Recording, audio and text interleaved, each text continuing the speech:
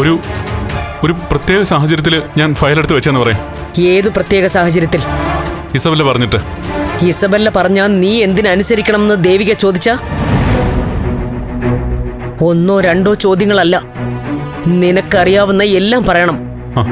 പറയാം, ഞാൻ പറയാം. ഋഷിയുടെ കൊലപാതക കാര്യവും പറയണം. ഒരു ഫയല് കാണാനില്ലാത്തതിന് നിനക്കെതിരെ കേസ് കൊടുത്തതാ ദേവിക. അപ്പൊ നീ കൊലപാതകം നടത്തിയെന്നറിഞ്ഞാ അവള് പോലീസിൽ അറിയിക്കുന്നുള്ള കാര്യത്തിൽ സംശയമുണ്ടോ? ഞാൻ അവളെ കുറ്റപ്പെടുത്തിയതല്ല. സിദ്ധുവിനേക്കാൾ ആദർശമുള്ളവളാ ദേവിക. നീ ഒരു കൊലയാളിയാണെന്നറിഞ്ഞാൽ അവൾ നിന്നെ രക്ഷിച്ച് നിന്നോടൊപ്പം പഴയതുപോലെ ജീവിക്കുമെന്ന് നിനക്ക് തോന്നുന്നുണ്ടോ? അവള് സിദ്ധുവിനോട് പറഞ്ഞ് നിന്നെ ജയിലഴിക്കുള്ളിലാക്കില്ലേ?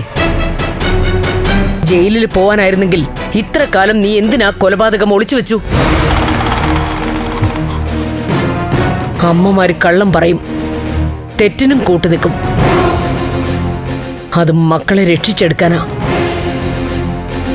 ദേവികയെ പോലൊരു ഭാര്യ കൂട്ടു നിൽക്കില്ല ഒന്നിനും.